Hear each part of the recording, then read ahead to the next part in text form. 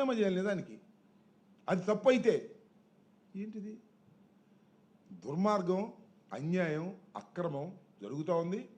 చంద్రబాబు నాయుడు గారికి ఎవడైనా ఒకటేనండి, అతను ఒకటే నిర్ణయానికి వచ్చాడు. ఆ పెద్ద మనిషి నన్ను అరెస్ట్ చేసి 53 రోజులు పెట్టారు, నాకు అనుమానం ఉండడం లోపలేసేస్తాను అంటున్నాడు. అంతే, రెండో పని లేదు. సంక్షేమం లేదు, అభివృద్ధి అంతకంటే లేదు. అప్పులు, క్యాష్ కొట్టుకోవటాలు, లోకేష్ బాబు ఈయన కనపడేలా లోపలేసేయటాలు, అంతే అని అనుకుంటున్నాడు. గ్యారంటీగా మూల్యం చెల్లించక తప్పదు. చరిత్ర అన్నీ గమనిస్తూనే ఉంటుంది, గుర్తుపెట్టుకోవాలని కూడా ఈ సందర్భంగా చెప్పదలుచుకున్నాను. ఏమో ఏ రూపంలో ఉంటుందో మనం ఏం చెబుతాం చెప్పు? ఏ రూపంలో అయినా ఉండొచ్చు. మూల్యం ఏ రూపంలో ఉంటుందో భగవంతుడు ఏమి నిర్ణయిస్తాడో, ప్రజలు ఏమి నిర్ణయిస్తారో మనం ఏం చెప్పగలం చెప్పండి? మూల్యం ఏ రూపంలోనైనా ఉండవచ్చును.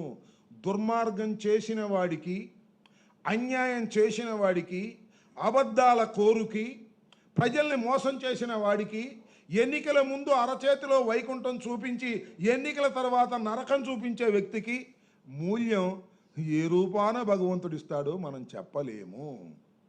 ప్రజలు ఏ రూపాన్ని ఇస్తారో మనం చెప్పలేము. అది వెండి తెర మీద చూసుకోవటమే. నాకు మాత్రం ఏం తెలుసు? నేనేదైనా మూల్యం చెల్లించేది నా పాత్ర నాదేమన్నా ఉంటే నేను చెప్పగలను. భగవంతుడు ఏ రకంగా నిర్ణయిస్తాడో, ప్రజలు ఏ రకంగా నిర్ణయిస్తారో చెప్పలేం కదా. కానీ దుర్మార్గాలు చేసిన ఎవరిని వదిలిపెట్టరు ప్రజలు, భగవంతుడు వదిలిపెట్టడు.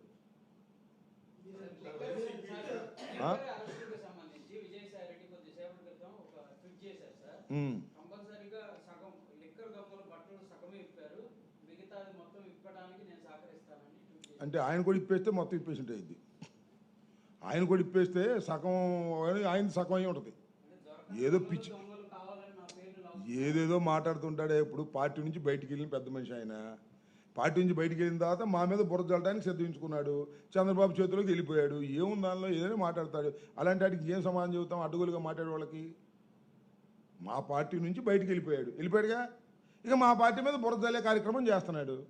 చేసుకొని ఎవడు కాదంట. ఇలాంటి చాలా చూసాం.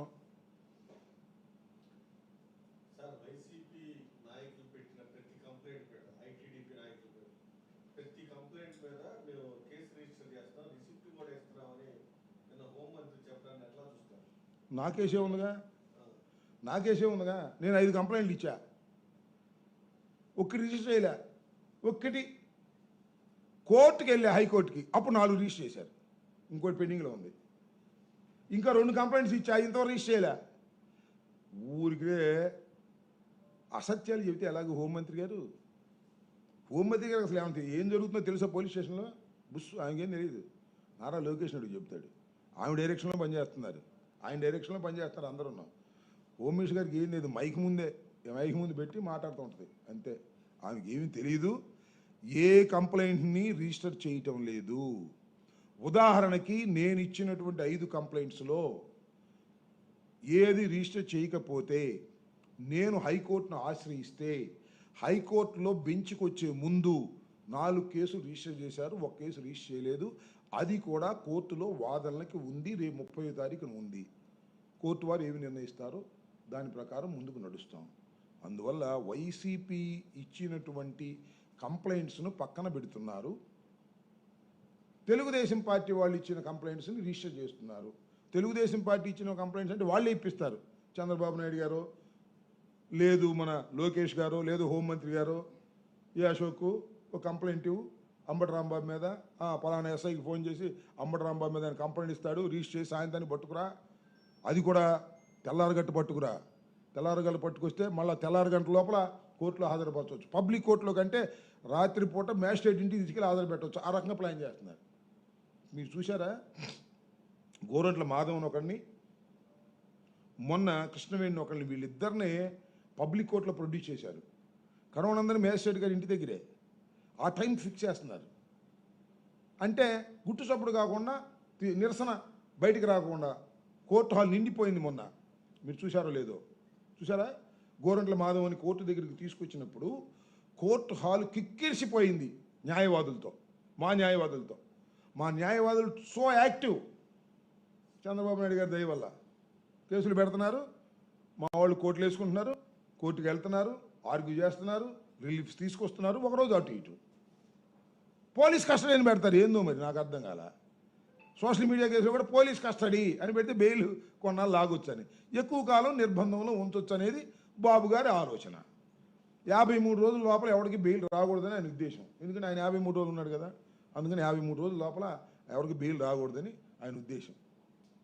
తనలాగానే అందరూ లోపల ఉండాలి అని ఆయన ఉద్దేశం. నేరం చేసినా చేయకపోయినా చాలా దుర్మార్గంగా ఉంది వ్యవహారం. ఈ దుర్మార్గానికి నేను చెప్పే ఇందాక మూల్యం చెల్లించదు, ఏ రూపంలో ఉంటుందో నాకు తెలియదు. అది మాత్రం అవసరం. బుక్ ఎందుకు? మాకు బుర్రే పెద్దది, బుర్రలు అన్నీ గుర్తుంటాయి. నేనేం బుక్ తయారు చేయట్లే.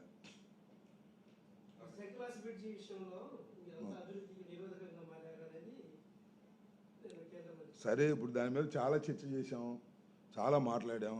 శంకర్లాస్ bridge simple question, simple question. MP గారికి, గౌరవ ఎంపీ గారికి మనవి చేస్తున్నా, సింపుల్ క్వశ్చన్. అంతకుముందు ఎంపీ గారు ఉన్నాడు కదా, ఎవరైనా గల్లా జయదేవ్ గారి టైంలో వేసినటువంటి డిపిఆర్ ఎందుకు మీరు కాదంటున్నారు చెప్పండి నాకు. సింపుల్, మీ ప్రభుత్వమేగా, మీరేగా. కాకపోతే ఇప్పుడు మీరు వచ్చారు, అప్పుడు గల్లా జయదేవ్ ఉన్నాడు.